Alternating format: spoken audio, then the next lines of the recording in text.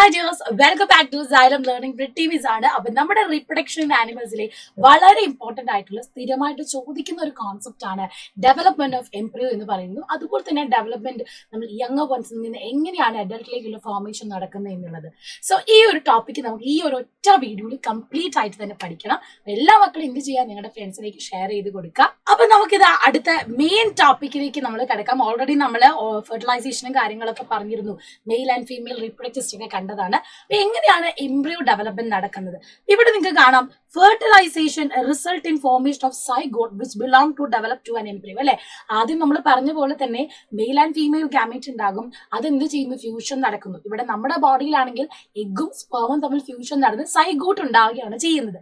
ഈ സൈഗോട്ടാണ് ഡെവലപ്പ് ചെയ്ത് ഒരു എംബ്രിയോ ആയിട്ട് മാറുന്നത്. അതാണ് പിന്നെ ചൈൽഡായി മാറുന്നത്. So the zygote divide repeatedly to give rise to balls of cell. അപ്പൊ ആദ്യം സംഭവിക്കുന്നത് എന്താന്ന് വെച്ചാല്, ആദ്യം ഒരു സൈഗോട്ടിന്റെ ഫോർമേഷൻ നടക്കുന്നുണ്ട് അല്ലെ. സൈഗോട്ട് ഉണ്ടായി. ഈ സൈഗോട്ട് റിപ്പീറ്റഡ് ആയിട്ട് ഡിവിഷൻ നടക്കുന്നു. റിപ്പീറ്റഡ് ആയിട്ട് ഡിവിഷൻ വന്നു കഴിഞ്ഞാൽ പിന്നെ അതെന്താവുന്നു? ഒരു ബോൾ ഓഫ് സെൽസ് ഫോം ചെയ്യുന്നു. അപ്പം ഡിവിഷൻ എന്നൊരു ഗ്രൂപ്പ് ഓഫ് സെൽസ് ഫോം ചെയ്യുകയാണ്. Cells then begin to form group that develop into different tissues and organs of the body. ഈ ഗ്രൂപ്പായ സെല്ലിൽ നിന്ന് പിന്നെ ഡിഫറൻഷിയേഷൻ ഒക്കെ നടന്നിട്ട് ഓരോന്നും ഓരോ ഫംഗ്ഷൻ ഏറ്റെടുത്ത് നമ്മുടെ ഓരോ ഓർഗൻ ആയിട്ട് ഡെവലപ്പ് ചെയ്യുകയാണ് ചെയ്യുന്നത്. So this developing structure is termed as an embryo. Embryo gets embedded in the wall of uterus for further development. അപ്പൊ ആദ്യം ഈ ഫോം ചെയ്യുന്ന ഗ്രൂപ്പ് ഓഫ് സെല്ലിൽ നിന്ന് ഉണ്ടാവുന്നത് എംബ്രിയോ ആണ്. ഈ എംബ്രിയോ എന്ത് ചെയ്യുന്നു? നമ്മുടെ മദറിന്റെ യൂട്രസ് വോളിലേക്ക് അറ്റാച്ച് ചെയ്ത് നിൽക്കുന്നു.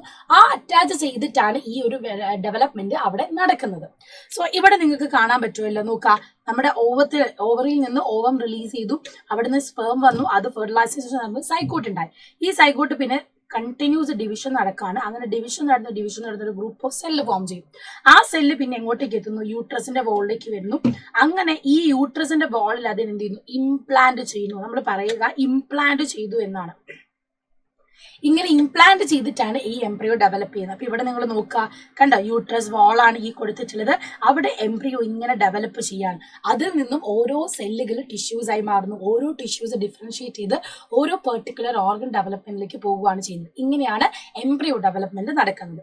ഈ ഒരു ഫിഗറിൽ നിന്ന് കുറച്ചുകൂടെ നിങ്ങൾക്ക് ക്ലിയർ ആയിട്ട് മനസ്സിലാവും. കണ്ടോ, ഫെർട്ടിലൈസ്ഡ് എഗ് 2 സെൽ ആവുന്നു, പിന്നെ 4 സെൽ, 8, 16, അങ്ങനെ ഇത് ഡിവിഷൻ നടക്കുകയാണ്. അപ്പൊ ഈ ഒരു ഡിവിഷൻ നടന്നു കഴിഞ്ഞാൽ പിന്നെ ഒരു ഗ്രൂപ്പ് ഓഫ് സെല്ല് ഫോം ചെയ്യുന്നുണ്ട്. അതിനെ നമ്മൾ ബ്ലാസ്റ്റോസിസ്റ്റ് എന്നാണ് പറയാ. പിന്നെ എന്ത് ചെയ്യുന്നു? ഇതിൽ നിന്ന് ഒരു ഓർഗൻ ഡെവലപ്മെന്റ് തുടങ്ങും. അങ്ങനെ ഫീറ്റസ് 4 വീക്ക് ആയിട്ടുള്ള അമ്മയുടെ യൂട്രസ് എന്ന് പറയുന്നത് ഈ ഒരു രീതിയിലായിരിക്കും ഫീറ്റസ് ഉണ്ടാവുക. പിന്നെ 10 വീക്ക് ആകുമ്പോൾ, 16 വീക്ക് ആകുമ്പോൾ, അങ്ങനെ 20 വീക്ക് ആകുമ്പോഴത്തേക്കും ഈ ഒരു രീതിയിലാണ് കുഞ്ഞ് വളരുന്നത്. ഇതിനെയാണ് നമ്മൾ എംബ്രിയോ ഡെവലപ്മെന്റ് എന്ന് പറയുന്നത്. So embryo continues to develop in uterus. It gradually develop body parts such as hands, leg, head, eyes, ears etcetera. അപ്പം ഇവിടെ എന്താ സംഭവിക്കുന്നത്? എംബ്രിയോ കണ്ടിന്യൂസ് ആയിട്ട് ഡെവലപ്പ് ചെയ്യുകയാണ് യൂട്രസിൽ. അതെന്നിട്ട് എന്തിലേക്ക് ഡെവലപ്പ് ചെയ്യുന്നു? നമ്മുടെ ഹാൻഡും ലെഗ്സും ഹെഡൊക്കെ ആയിട്ട് ഡെവലപ്പ് ചെയ്ത് പോവുകയാണ്.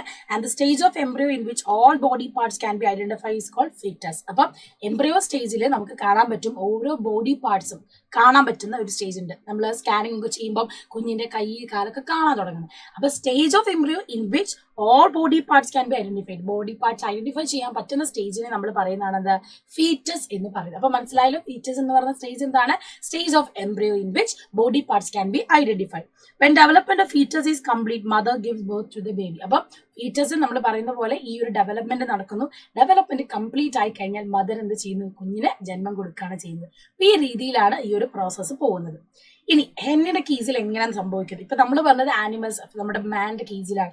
ഹെന്നിന്റെ കേസിലോ, soon after fertilization zygote divide repeatedly and trans down the oviduct. As it travels down, many protective layer are formed around it. Hard shape that seen in hens is one such protective layer. കോഴികളുടെ കേസിൽ എന്ന് പറഞ്ഞാൽ അവർക്ക് ഈ embryo ഉണ്ടായി കഴിഞ്ഞാൽ പിന്നെ എന്ത് സംഭവിക്കും? അത് ഒവിഡക്റ്റിൽ നിന്ന് ട്രാൻസ്ഫർ ആകും. എന്നിട്ട് അതിനൊരു പ്രൊട്ടക്റ്റീവ് ലെയർ ഫോം ചെയ്യും. ആ പ്രൊട്ടക്റ്റീവ് ലെയർ ഫോം ചെയ്ത് കഴിഞ്ഞ് ഇത് പിന്നെ എന്ത് ചെയ്യും? എഗ്ഗ് ഹാച്ച് ചെയ്ത്, അല്ലെങ്കിൽ എഗ്ഗിനെ ഇവരെന്ത് ചെയ്യും? പുറത്തേക്ക് വിടും. പുറത്തെത്തി കഴിയുമ്പോൾ ഇത് കുറച്ചുകൂടെ ഹാർഡൻസ് ആവും substance.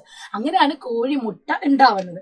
So after hard shell is formed around the developing embryo and finally lays the egg. അപ്പൊ ഹാർഡ് ഷെല്ലൊക്കെ ഫോം ചെയ്ത് ഒരു പരിവാകുമ്പോൾ അവർ ലേ ചെയ്യുന്നു. Embryo take about 3 weeks to develop into a chick. You must have seen the hen sitting on eggs to provide sufficient warm. അപ്പം ഈ ഒരു എംബ്രിയോ എന്ന് പറയുന്നത് ഈ ഒരു ഹാർഡ് ഷെല്ലൊക്കെ ഫോം ചെയ്ത് അവർ ലേ ചെയ്തു. ലേ ചെയ്ത് കഴിയുമ്പോൾ എന്താവുന്നു, ഈ നമ്മുടെ തള്ളക്കോഴി ഈ മുട്ടകളുടെ മേലെ എന്ത് ചെയ്യും, ഇരുന്നിട്ട് അവർക്കുള്ള വാംത് കൊടുക്കും. നമ്മൾ പറയാം അടയിരിക്കുകയാണ് മലയാളത്തിൽ. ഈ ഒരു വാംത് കൊടുത്തതിന്റെ ഭാഗമായിട്ട് പിന്നെ എന്ത് ചെയ്യും, കോഴി കുഞ്ഞുങ്ങൾ അവിടെ നിന്ന് പൊട്ടി വിരിയാൻ തുടങ്ങുന്നത്. ഇനി ഇവിടെ തന്നെ മനസ്സിലാക്കുന്ന മറ്റൊന്നാണ് വിവി പാരസ് ആൻഡ് ഒവി പാരസ് ആനിമൽസ് എന്താണെന്നുള്ളത്. വിവി പാരസ് ആനിമൽസ് എന്ന് പറഞ്ഞാൽ നമുക്കറിയാം animals which give birth to younger ones. നമ്മൾ മനുഷ്യരെയൊക്കെ പോലെ കുഞ്ഞുങ്ങളെ പ്രസവിച്ച് പാലൂട്ടി വളർത്തുന്നവരാണ് വിവി പാരസ്, അല്ലെങ്കിൽ പ്രസവിക്കുന്ന ഇതിനെയാണ് നമ്മൾ വിവി പാരസ് എന്ന് പറയുന്നത്. അതേസമയം ഒവി പാരസോ which lay eggs are called. അപ്പൊ മുട്ടയിടുന്നവർ ഒവി പാരസ്, ഗർഭം ധരിക്കുന്നവരെ വിവി പാരസ് എന്നും പറയുന്നു. ഇനി ഇവിടെ തന്നെ മറ്റു സ്ഥിരമായിട്ട് ചോദിക്കുന്നതാണ് ഫ്രോഗിന്റെ case.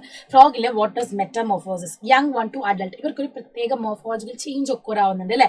So tadpole transform in to adults capable of jumping and swimming. Transformation of larva in to an adult through drastic change is called metamorphosis.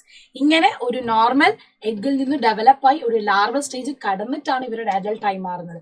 അപ്പൊ ഈ ഒരു ചേഞ്ചിനെ നമ്മൾ പറയുന്നതാണ് മെറ്റമോർഫോസിസ്. എഗ്ഗ് ടാഡ്പോൾ ലാർവയായി മാറുന്നു, അവിടെ നിന്ന് അഡൽട്ട് ആയി മാറുന്നു. അപ്പൊ ഈ ഒരു സൈക്കിൾ നിങ്ങൾ പഠിക്കണം. ഫ്രോഗിന്റെ ലൈഫ് സൈക്കിൾ ആയിട്ട് നമ്മൾ പറയുന്നത്. അപ്പൊ ആദ്യം ഉണ്ടാകുന്ന എന്താണ്, എഗ് ആണ്. എഗ് ഡെവലപ്പ് ചെയ്തിട്ട് ടാഡ്പോൾ, അതാണ് അതിന്റെ ലാർവൽ സ്റ്റേജ്. പിന്നെയാണ് എന്ത്, അഡൽട്ട്. അപ്പൊ MCQ ആയിട്ട് ചോദിക്കാം ലാർവൽ സ്റ്റേജ് ഓഫ് ഫ്രോഗ് ഏതാണെന്ന്, അതാണ് നമ്മൾ ടാഡ്പോൾ എന്ന് പറയുന്നത്. ഇത്രയും കാര്യങ്ങൾ നിർബന്ധമായിട്ട് പഠിച്ചു വെക്കുക. പലതവണ ക്വസ്റ്റ്യൻ ചോദിക്കുന്നതാണ്. അപ്പൊ നന്നായിട്ട് പഠിക്കുക. ക്ലാസ് ഒക്കെ ഇഷ്ടമെങ്കിൽ കമന്റ് ബോക്സിൽ കമന്റ് ചെയ്യുക. പിന്നെ നമ്മൾ ഇതിന് മുന്നേ വിവി പാരസ് ഒവി പാരസ് പറഞ്ഞിരുന്നു. അവർ തമ്മിലുള്ള ഡിഫറൻസസ്, മെയിൻ ഡിഫറൻസ് എന്താണെന്നുള്ളത് ഒന്നും കൂടെ കമന്റ് ബോക്സിൽ കമന്റ് ചെയ്യും. എനിക്ക് ക്ലിയർ ആയിട്ടുണ്ടെന്ന് മനസ്സിലാവാൻ വേണ്ടിയിട്ടാണ്. See you soon in the next class, Makley. Bye bye.